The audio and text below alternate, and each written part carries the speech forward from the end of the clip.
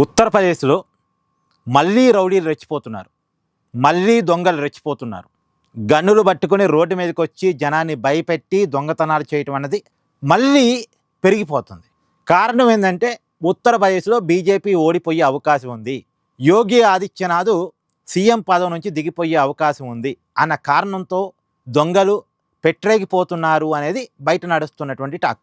సహజంగా యోగి ఆదిత్యనాథ్ గారు ముఖ్యమంత్రి అయిన తర్వాత ఏ మాట కామాట అక్కడ రౌడీజాన్ని బాగా కంట్రోల్ చేశాడు. యోగి ట్రీట్మెంట్ అనేది దేశవ్యాప్తంగా ఒక మంచి ఇమేజ్ని తీసుకొచ్చి పెట్టింది. అంటే కాళ్ళ మీద కాల్చడం, గన్నులు పట్టుకున్న వాళ్ళ తాటలు తీయటం, దొంగతనాలు చేసే వాళ్ళని, రౌడీజం చేసే వాళ్ళని అణచటం, అవసరమైతే ఇక ఎన్కౌంటర్లకు కూడా సిద్ధపడటం, ఇవన్నీ యోగి ఆదిత్యనాథ్ గారి ప్రభుత్వంలో జరిగాయి.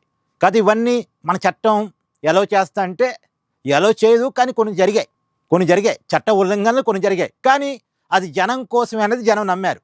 అందుకే యోగి ఆదిత్యనాథ్ గారికి ఇమేజ్ బాగా పెరిగింది. కానీ ఇప్పుడు యోగి ఆదిత్యనాథ్ గారు దిగిపోతారు అన్న ప్రచారం నడుస్తున్న నేపథ్యంలో మళ్ళీ కొంత రౌడీలకి, గూండాలకి ధైర్యం వచ్చినట్టుగా ప్రచారం అయితే జరుగుతుంది ఉత్తరప్రదేశ్లో. ఇప్పుడు సుల్తానా అనేటువంటి ఒక దొంగ, ఆ గ్రూప్ వాళ్ళు పెద్ద ఎత్తున ఉత్తరప్రదేశ్లో మళ్ళీ దొంగతనాలకు పాల్పడితే వాళ్ళని పట్టుకున్నారట. 19 మందో ఏం వాళ్ళ టీం అంటే వాళ్ళందరినీ పట్టుకున్నారట. వాళ్ళు ఈ ఎలక్ట్రిక్ తీగలు, వైర్లు ఇవన్నీ పెద్ద ఎత్తున దొంగతనం చేసి బ్లాక్ మార్కెట్కి తరలిస్తారట. ఎక్కడికి తరలిస్తారంటే బంగ్లాదేశ్ సరిహద్దుకో, నేపాల్ సరిహద్దుకో, పాకిస్తాన్ సరిహద్దుకో తరలించి అక్కడ చాలా చీప్గా అమ్ముతూ ఉంటారు. ఇక్కడ దొంగతనం చేసిన వాటిని చోర్ బజార్లు పెట్టేసి అమ్ముతూ ఉంటారు సరిహద్దుల్లో, దేశ సరిహద్దుల్లో. మళ్ళీ ఈ డబ్బులన్నీ ఏమవుతుంటాయి అంటే ఈ దొంగలకు ఉపయోగపడుతూ ఉంటాయి, ఈ రౌడీలకు ఉపయోగపడుతూ ఉంటాయి. తర్వాత కొంత అమౌంట్ తీవ్రవాదులకి పోతూ ఉంటుంది అనేది ప్రభుత్వాలకు ఉండేటువంటి సహజమైన అనుమానం. మరి సో మొత్తానికి మళ్ళీ దొంగలు ఉత్తరప్రదేశ్లో రెచ్చిపోతున్నారు, రౌడీలు రెచ్చిపోతున్నారు అనేది. ఇప్పుడు ఎలాగూ బీజేపీ ఇప్పటికిప్పుడు అగ్రెసివ్గా ముందుకు పోలేదు కూడా.